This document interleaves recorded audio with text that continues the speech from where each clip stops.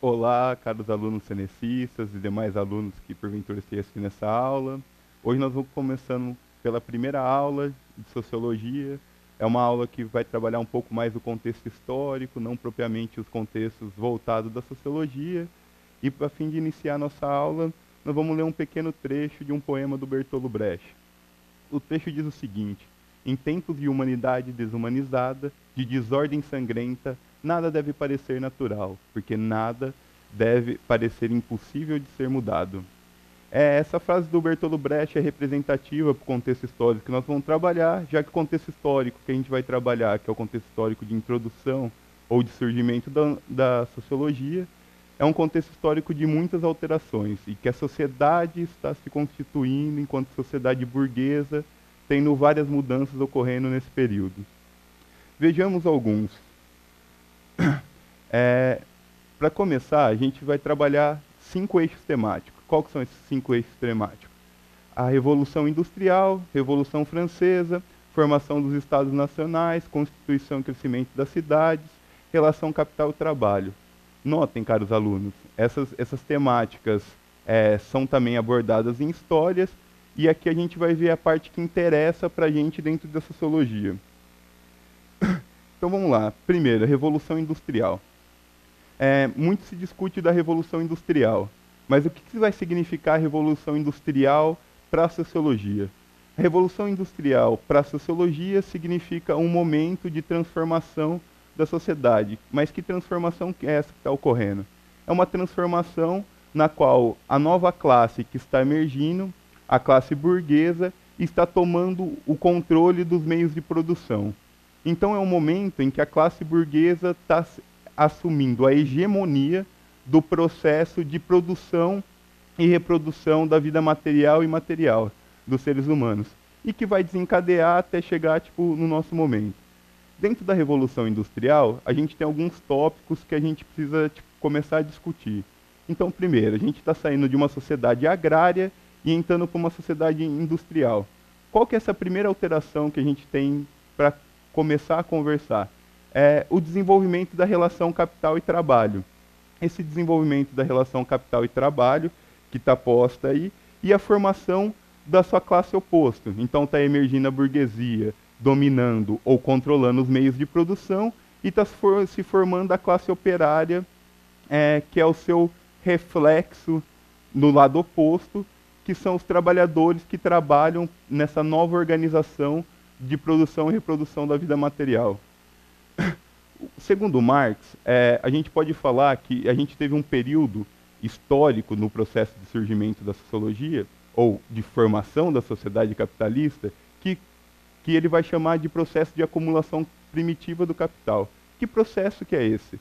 É o processo a qual a gente tinha no comando, ou a maioria da população no meio rural, trabalhando na terra, e essa terra começa a ser mercantilizada. A burguesia começa a assumir, mediante uma série de comércios para ela realizada, começa a comprar essas terras e fazer com que essas terras produzam numa relação diferente da relação que estava posta anteriormente pela sociedade feudal. Um outro autor interessante para a gente começar também a problematizar essa questão da Revolução Industrial, e que pouco a gente toca nisso, é o Thompson, que é um historiador e que ele vai mostrar o quê? No trabalho, disciplina e trabalho na sociedade capitalista industrial, nesse texto ele vai estar mostrando o quê? Que a sociedade, ou para a formação da sociedade capitalista industrial, o que a gente tem vai ser um processo de alteração da noção de tempo. Todo mundo vê, ou a gente vê com os professores de história, que a sociedade está se alterando, que todo mundo está indo trabalhar na fábrica e assim por diante. Tá, mas qual que é o impacto disso na vida das pessoas? O impacto disso na vida das pessoas, um deles, pelo menos, e um grande impacto, é a alteração da noção de tempo. E o que é essa alteração da noção de tempo? Essa alteração da noção de tempo é que antes, quando a gente está em a produção no meio rural, saindo ali ou terminando o feudalismo, toda a noção de tempo era uma noção de tempo baseada na noção de tempo natural. Quando está claro, as pessoas saem para trabalhar, quando está escurecendo, as pessoas estão voltando para suas casas. Agora, nessa nova formação, ou dentro dessa nova sociedade que está se formando, a noção de tempo é alterada. Em que sentido? Não importa se está claro, se está dia, se está chuva, se não está chovendo. Importa que dentro dos ambientes fabris, a fábrica pode continuar funcionando, as diferentes oficinas podem continuar funcionando e o sistema pode continuar produzindo. É só colocar um lampião, eu ilumino a sala, a fábrica continua produzindo, diferente do que se estava posto anteriormente. Então notem, caros alunos, não é só uma alteração na forma de produção da vida, mas essa forma de alteração de produção da vida, ela altera toda a noção de tempo da humanidade. E aqui a gente tem uma outra interpretação também sobre esse período histórico, que é dado pelo Max Weber no Ética Protestante e no Espírito do Capitalismo. Enquanto Marx vai ressaltar os aspectos da produção e reprodução da vida material para a constituição dessa sociedade burguesa que está se formando, o Weber vai chamar a atenção para o aspecto religioso, ou melhor, para uma nova moral que está se constituindo e que vai propiciar o desenvolvimento do capitalismo. E que nova moral é essa? É a moral da ética protestante. Então, antes, na sociedade feudal, se tinha basicamente um domínio de uma moral religiosa cristã, redentora, onde você colocava que as pessoas elas alcançariam a salvação na Terra. Então, se elas estivessem sofrendo nesse momento histórico, se elas estivessem passando por dificuldade, relativamente não teria problema. O importante era fazer o bem, porque chegando no plano espiritual diferenciado, essas pessoas alcançariam a redenção, a salvação e assim por diante. O Weber vai levantar e vai problematizar uma nova questão. A sociedade capitalista exigiu uma nova forma, uma nova moral também. E que nova moral é essa? A moral de falar assim, se eu estou bem nesse momento histórico, se eu estou bem aqui na Terra, quer dizer que eu também vou estar bem no outro lado. Então, a moral protestante, que começa a se desenvolver, ou se desenvolve com maior impulso nesse momento, vai ser uma grande alteração no forma de lidar entre as pessoas, que vai propiciar esse desenvolvimento também do capitalismo. Então você tem uma alteração no modo de tempo, alteração na forma de produzir, uma alteração na moral religiosa, que desencadeará uma nova moral para as pessoas e assim por diante. Vamos lá, vamos passar para o segundo tópico. Revolução Francesa. Todos os alunos estão cansados de ver lá desde pequenininho a Revolução Francesa. Mas o que significou na prática a Revolução Francesa? Da Revolução Francesa significou, na verdade, a queda do poder político feudal, ou das relações e estruturas feudais que ainda se mantinham no Estado. A burguesia, atrelada nesse momento histórico com os proletariados, precisavam de uma nova constituição, de novas leis que fossem beneficiadas a essa nova forma de produzir. E a Revolução Francesa é justamente o marco do momento em que a burguesia vai emergir como classe dominante também no poder político.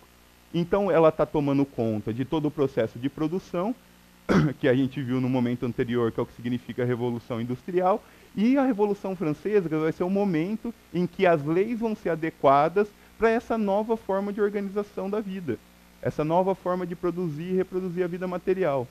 Então, a Revolução Francesa, que tem ali seu lema igualdade, fraternidade e liberdade, a gente sempre tem que problematizar. Essa liberdade, igualdade e fraternidade era para quem?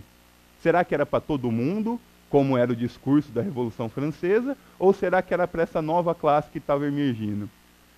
Nota também, pessoal, que com a ascensão da burguesia, tendo a Revolução Francesa como seu marco de tomada do poder político, poder estatal, se começa também a classe operária, que até esse momento histórico havia lutado para derrubar as antigas forças feudais, se começa a criar divergências em relação à burguesia e começa a exigir direitos em relação às jornadas de trabalho e assim por diante. Quando a gente fala da Revolução Francesa, todo mundo lembra do lema da Revolução Francesa: liberdade, igualdade e fraternidade. Tudo bem, caros alunos, mas eu gostaria de lembrar uma outra frase que talvez seja mais significativa para a Revolução Francesa. E que frase que é essa? Essa frase é aquela frase que vai falar o seguinte: a sociedade só vai ser livre, ou o homem só vai ser livre, quando a gente enforcar o último rei com as tripas do último padre. Olha, pessoal, essa frase é forte e significa muito bem o momento histórico da Revolução Francesa. Talvez mais do que o lema que todo mundo sempre lembra. E por que talvez mais do que o lema? Porque a burguesia que estava emergindo precisava derrubar o antigo poder político feudal, junto com as suas relações de nobreza, suas relações sustentadas numa política e numa religião cristã, e precisava assumir o controle, as rédeas do poder político. E é isso que vai significar para a gente em sociologia, nesse momento, a Revolução Francesa. Vejamos um outro elemento que também é importante a gente notar. Qual que é esse outro elemento? É a formação dos Estados Nacionais. E por que esse outro elemento também é de grande importância para esse momento histórico? Porque os Estados, como a gente os conhece hoje, estão se constituindo, se formando nesse momento histórico. Então, pessoal, a criação dos Estados contemporâneos era necessário e foi crucial para o processo de desenvolvimento capitalista. Então você teve as demarcações de terra dos estados como a gente conhece hoje, ou grande parte de como a gente conhece hoje. E isso é importante porque canaliza recursos, em especial financeiros, em relação ao Estado, recursos financeiros para se investir na produção, se investir no desenvolvimento de conhecimento, se investir no desenvolvimento de novas tecnologias e assim por diante.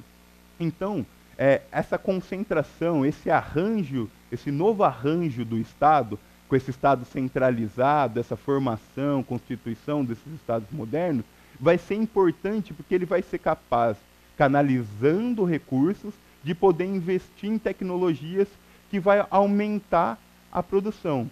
E aí vai a pergunta novamente: esse novo Estado que está se formando serve para quem? Temos que ter sempre isso em claro. Toda vez que a gente vai falar, a gente tem que pensar para quem está servindo. Obviamente que esse Estado também não vai servir, como o antigo Estado não servia para todo mundo, esse novo Estado que está se constituindo também não servirá para todo mundo. Ele vai servir, em especial, para as classes burguesas. Certo, caros estudantes? Vamos lá para um quarto tópico aí, então, que a gente tem que ver. E qual quarto tópico é este? Construção e crescimento das cidades. Pessoal, aqui eu preciso fazer um parênteses, um trecho da era do Capital, de um outro historiador chamado Hobsbawm. Nesse trecho diz o seguinte: Viena cresceu de mais de 400 mil em 1846 para 700 mil habitantes em 1880. Berlim pulou de 378 mil em 1849 para quase 1 milhão de habitantes em 1875. Paris de 1 milhão para 1 milhão e 900. Londres saiu de 2,5 milhões para 3,9 milhões. Então, o que a gente está acompanhando nesse momento? Um grande êxodo rural, um deslocamento das pessoas saindo do campo e se jogando para a cidade, ou indo para a cidade nessa nova forma de organização que está sendo posta. E por que essas pessoas estavam indo para a cidade? Pelo um simples motivo: elas estavam sendo expulsas da terra, que é aquilo que o Marx vai chamar do processo de acumulação primitiva, estavam se acabando com as relações feudais e essas pessoas não tinham mais o que fazer na terra. Então elas estavam sendo alijadas dos seus meios de produção. Assim, a única forma de sobreviver era migrando para a cidade e começando a trabalhar nas fábricas que ali estavam emergindo. Então, a gente costuma falar que, o que acontecia nesse momento histórico? Não é pensar nas cidades como a gente tem hoje, não. Todas as ruas bonitinhas, acertadinhas e assim por diante. Mas como que eram as cidades antigamente? Eram pequenas vielinhas, todas as casas uma coladinha da outra, com pequenos espaçozinhos. Essas cidades não tinham saneamento básico, eram com cheiros fétidos e assim por diante. Eram cidades miseráveis, paupérrimas.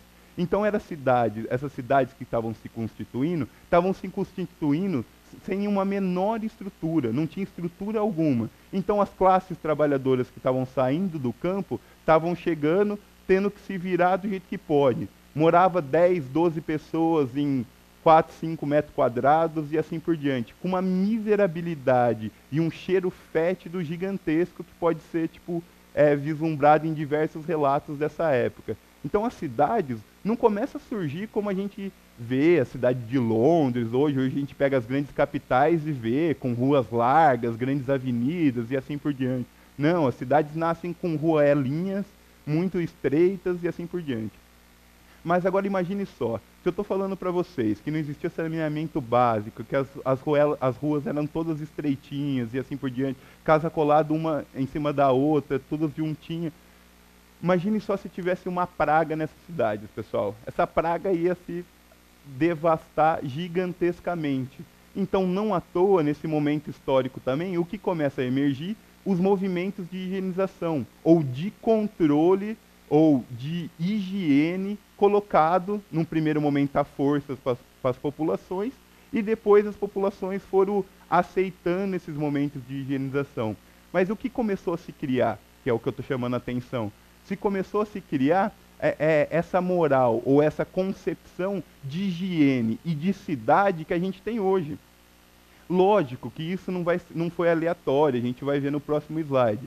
Mas essa noção de higiene precisava e foi criada para se evitar pragas, se evitar doenças, se evitar uma série de problemas que essas cidades do século XIX para trás possuíam. Então precisava alargar as ruas e assim por diante. Tudo bem, pessoal? Vamos para o próximo tópico, problematizar.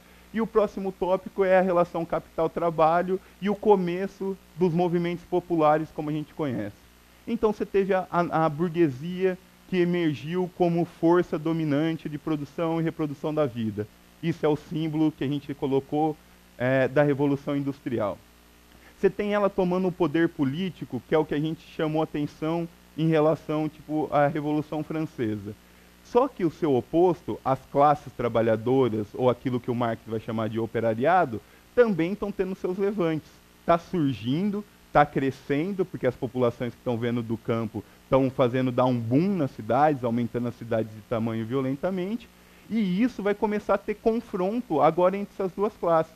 Essas duas classes, que historicamente lutaram junto para a derrubada dos monarcas, das antigas relações feudais, agora começam a se diferenciar, começam a exigir direitos e ter confrontos diferentes. Porque enquanto a burguesia exige que cada vez se trabalhe mais, a classe trabalhadora está exigindo uma redução na carga de trabalho, ou uma redução na jornada de trabalho.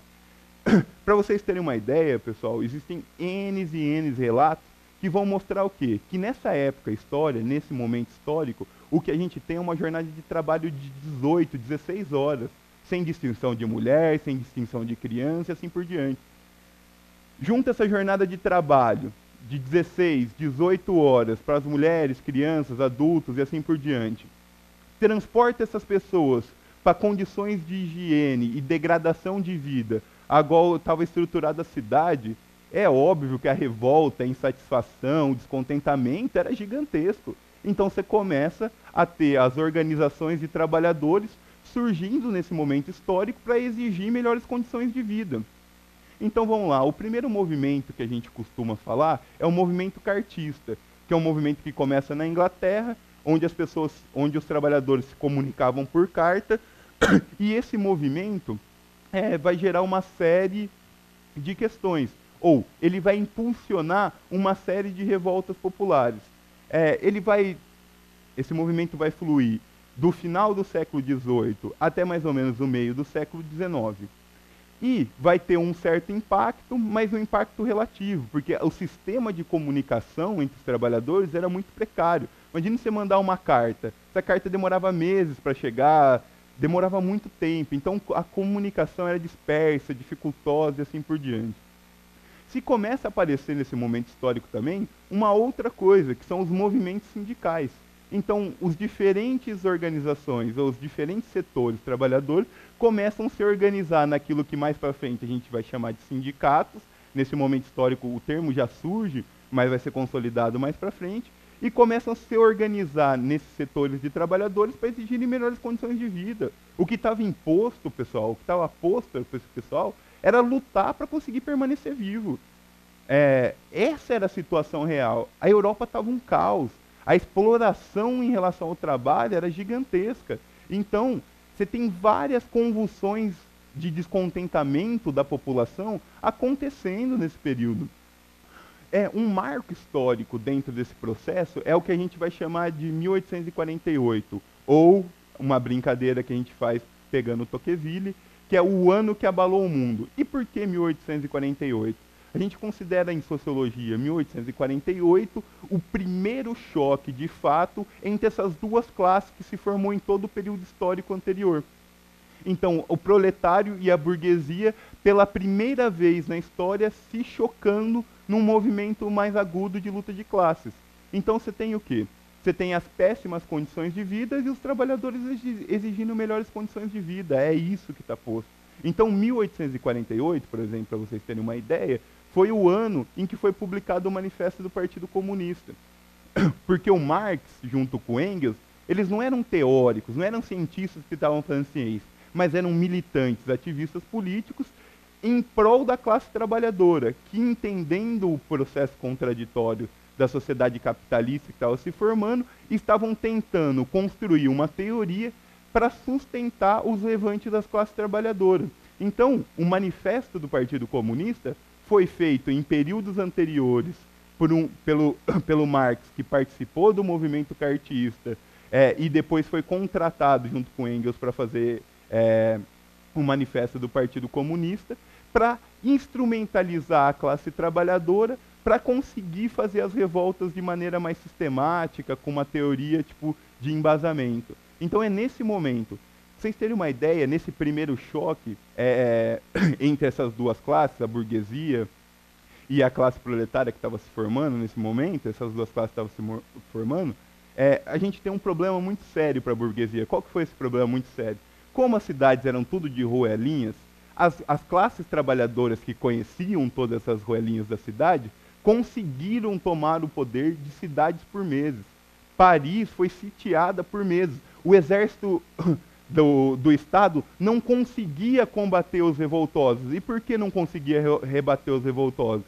Porque as ruelinhas não entravam as armas, não entravam os canhões, não passava a cavalaria. Então, durante muito tempo, a classe trabalhadora, em seus diversos levantes desse período e desse ano, conseguiu sustentar esses levantes por meses em alguns lugares. Por quê? Por causa dessa estrutura da cidade exposta. Não à toa, depois desse momento histórico, você veio todo o movimento de replanejamento das cidades. O que foi a Belle Époque que acontece no movimento seguinte? A Belle Époque é isso, a gente precisa replanejar a cidade.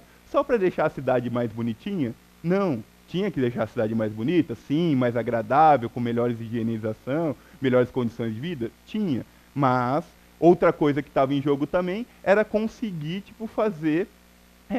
conseguir controlar possíveis outros levantes que viessem a acontecer. Pensem em Brasília, pessoal. Como que Brasília foi construída? Por que a amplitude daquelas avenidas de Brasília? Justamente por causa disso. Porque o que está imposto não é só deixar Brasília bonita, mas é ficar belicamente também controlável a cidade. Então, pessoal, eu vou encerrar hoje por aqui nossa primeira aula. É uma primeira aula que vai ser um conjunto de aula. Depois dessa primeira aula, a gente vai partir do autor que inventou esse conceito, que foi sociologia, ou esse termo sociologia, que foi Augusto Comte, e espero vê-los em breve. Muito obrigado.